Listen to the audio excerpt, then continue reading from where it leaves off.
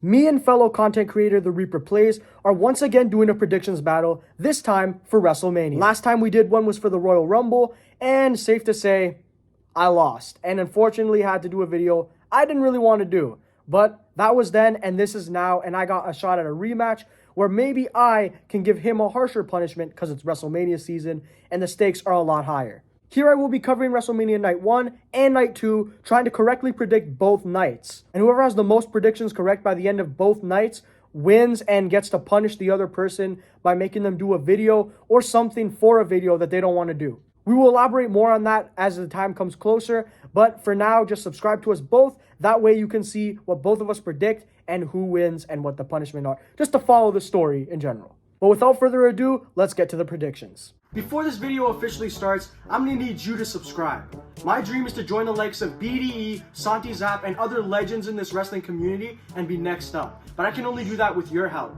I'm completely independent with no machine behind me, and I do pretty much everything on this channel myself. I want that hard work to pay off, and that can only happen if you subscribe. So please give me a chance, and if you enjoy what you see today, subscribe to the channel. Also leave a like and comment because that's much appreciated. Now back to the video. So starting off with Night 1, we got Jey Uso versus Gunther for the World Heavyweight Championship, what many people actually wanted to be the main event, and even more people did not. He's normally been a part of the Usos with his brother Jimmy, but now he's solo, and he got really popular with catchphrases such as Yeet and his entrance with the crowd. And despite the outpouring support Jey Uso has had, now that he won the Royal Rumble in one of the most stacked Rumble cards ever, people are upset and believe he does not deserve this spot in general. Well, I'm sorry to say to all those people, I think you're unfortunately going to have to see him win at WrestleMania. The story is just calling for it. Gunther completely destroyed Jimmy Uso right in front of Jey, and after that scene, I fail to see a world where Gunther retains, because that just looks like you're destroying Jey. So unless you're trying to completely change his character and trajectory, there's no way he's losing. And for anyone who wants my opinion, yes, I do believe the story was stale up until like a week or two. That is WWE's fault 100%. The New Day versus the War Raiders for the WWE Tag Team Championships. No offense to either team, but I am really upset that this is even a match on the card. The SmackDown Tag Team roster has been significantly stronger over the last few months. The New Day turned heel, and it feels like really nothing has happened with them but losing to other teams. That whole entire division just feels really stale, and it feels like they're trying to get an ounce of relevance out of them by giving them the Mania spot. Meanwhile, on SmackDown, everyone has started to become more invested in their tag team division. A significantly stronger division that deserves the spot way more. Triple H in the press conference after Elimination Chamber, I believe, was talking about how the bigger stories would make it onto the bigger spots at Mania. Well, there is no real big story on Raw's tag team division compared to SmackDown's tag team division. You have to see New Day versus the War Raiders in this match that was thrown together last minute, and no disrespect to both teams. They're awesome, they're entertaining, but the booking just hasn't done them right for this WrestleMania season. As for my prediction though, I definitely see it going either way. I could see Big E costing the New Day, but I truthfully think the New Day are going to win the Tag Team Championship. El Grande Americano versus Rey Mysterio. Now this is a highly anticipated battle between two luchador legends, probably two of the greatest luchadors of all time if you ask me. And what I will be rooting for El Grande Americano all the way. He 100% deserves it, and I'm surprised he only came to the WWE just now. But unfortunately, the Rey Mysterio is going to be as selfish as always, just like he is with his son, and he's not going to put El Grande over. We are going to have to settle for another Rey Mysterio victory at WrestleMania. It's very unfortunate. I'm sorry to El Grande Americano. He deserves the win, but he's not going to get it, which is sad. We got to see these other luchadors shine, but looks like it's not going to happen. In all seriousness though, Rey Mysterio deserves his flowers, well into his 50s, still doing it at an extremely high level. Props to him. Naomi versus Jade Cargill. This is one of the more personal rivalries in the WWE right now. And this, I believe, is the first no stipulation one-on-one women's match at WrestleMania in history. And that's insane to think. 41 WrestleManias in, and now it's the only first one-on-one Mania match with no stipulation, no title on the line. That's insane. But hey, there's a first for everything, and Naomi especially is truly deserving of this spot. And Jade, of course, I'm glad she's getting this spot as well. But Naomi's been working for that. I really think both could benefit from a win here, and I think if Naomi won, that wouldn't bury Jade at all. But I do see Jade Cargill walking out with the win and defeating Naomi. I do think Naomi might benefit from a win a little more because of her career trajectory and to stay a more serious threat, and you could just continue going on with that feud. But I believe Jade Cargill will win, and ultimately, I'm okay with that. LA Knight versus Jacob Fatu for the United States Championship. This probably seems like a no-brainer to most wrestling fans of Jacob Fatu will obviously beat LA Knight, but I don't see it that way. I think that this match is actually going to be a really good match, but I think at the end of the day, it's going to end in only one way. Solo Sikoa is going to betray Jacob Fatu and cost him the United States Championship. Solo has been booked very poorly since the Netflix debut, and I believe this is the way they're going to insert him back into the conversation. Solo being the sidekick to Jacob Fatu kind of made absolutely no sense, and we feel like there has to be a payoff of some sort.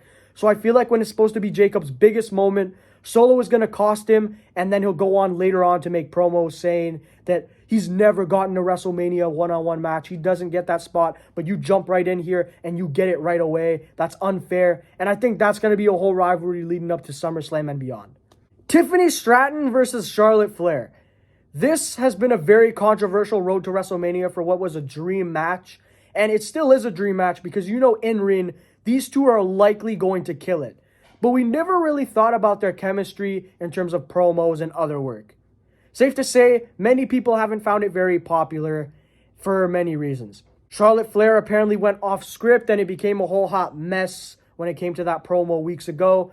And I'm not even going to feed into this drama because there's no need. I'm just trying to enjoy the product. And I'll be safe to say this is my prediction. I believe that Charlotte Flair is going to beat Tiffany Stratton. I don't think that it's a bad thing, and I don't think people who are going to say Tiffany's going to be buried afterwards are going to really like this result. But Tiffany will not be buried. I think this is simply one of the things where Charlotte just came back, and they're trying to keep her looking at the top. Charlotte Flair is probably going to beat Tiffany Stratton, and then down the line at SummerSlam or the next year at Mania, Tiffany Stratton will beat Charlotte Flair once she gains more credibility or whatever they say. But yeah, that's how I see that one going. And now for the main event of WrestleMania Night 1, Punk versus Reigns versus Rollins for the custody of Paul Heyman or whatever you want to call it. This is CM Punk's first WrestleMania main event, and otherwise these men have accomplished pretty much almost everything you can possibly accomplish in this industry. 3 megastars in wrestling history going at it in a triple threat in what might be the greatest triple threat match in WrestleMania history.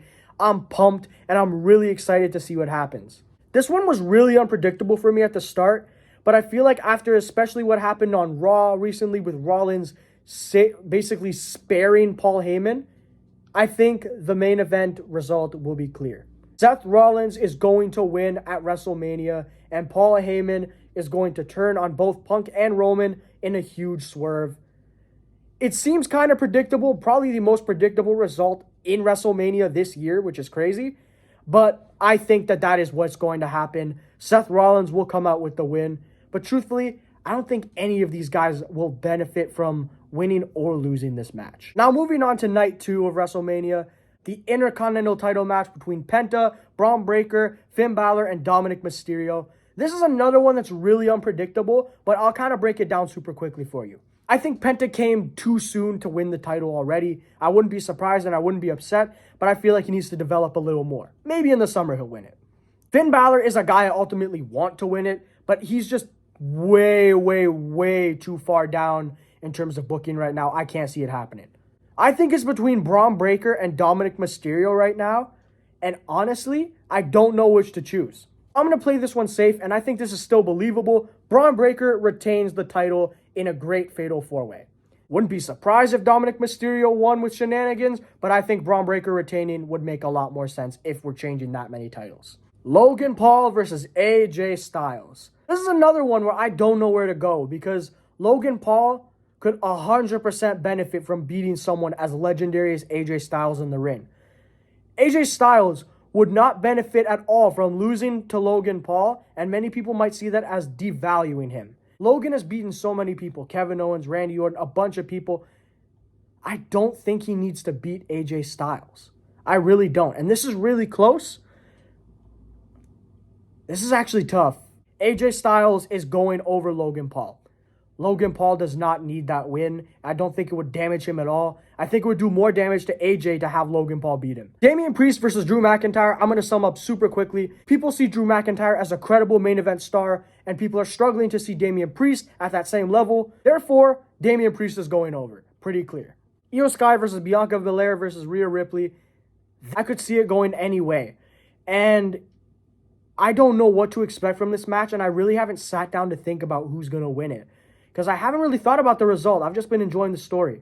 But truthfully, I don't know what they're building with this, but I noticed Bianca is undefeated at WrestleMania, and I do not think that that's going to end with this match, though it wouldn't be a problem, because this is a match full of big stars. Another big triple threat, but for the women's division. But I'm going to go with Bianca Belair. I think that her holding the title for a little while, and then Jade and her having a feud, that's, I think, where this is going to go. Bianca Belair, whether a heel or a babyface, whatever happens, I think she's winning. If you've made it this far into the video, I want to say I appreciate you very much, and I hope that you have liked the video if you've enjoyed it, and subscribed to the channel as well. Now to the main event that everyone's been looking forward to. Cody Rhodes versus John Cena. John Cena's last WrestleMania for the Undisputed Championship. John Cena won the Elimination Chamber and turned heel right after that and sold out to The Rock. This is something I never saw coming, and as a person in the live audience there that night, that just became instantly one of, if not my favorite wrestling moment of all time. That is biased 100%, I'll admit it, but I was there for it, and I'm incredibly blessed and lucky for that moment. But John Cena's put all the blame on us. He said we've trashed him for 20 years. We've hated him for 20 years. He's done everything right. He's catered to us for the longest time, and none of us appreciated it. And now that he's trying to do the final good thing for him, we still don't appreciate him, and he's had enough. And he's done caring about us. He cares about his career. He cares about his legacy, and he cares about taking that title home with him so we can create a new one and he can ruin wrestling. It's a lot to unpack there, but to sum it up, Cody Rhodes has been the biggest victim of this all, and he is the one who has to be on the forefront defending WWE from John Cena. So the question is this: does the monster that John Cena has become, rightfully so, ruin wrestling and take home the world title at WrestleMania in a last WrestleMania win? Or does Cody Rhodes get a huge moment and defeats the heel John Cena in a moment where he goes over as the big baby face at WrestleMania? Much like last year, there will be shenanigans. The ref is going to get knocked down. The final boss is going to come out and try to screw Cody over again. That is when we're going to hear the glass shatter, and Stone Cold is going to come out and completely rock The Rock. No pun intended. Stone Cold is going to hit The Rock with a stunner and just take him out of the equation. Both of them will remove themselves from the scene. And we are going to think that just like last year, Cody's going to take advantage of it and Cody is going to win.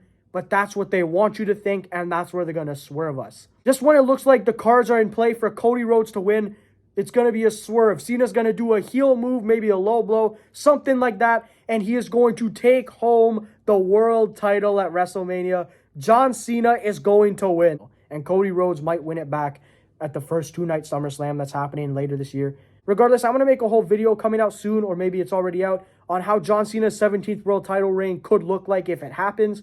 But that's a future video, and that's it for this video. Thank you all so much for watching. I appreciate you all. And let's finally beat the Reaper Plays at predictions and make him do a horrendous video or just something he'd absolutely hate. Thank you all for watching. I'm out.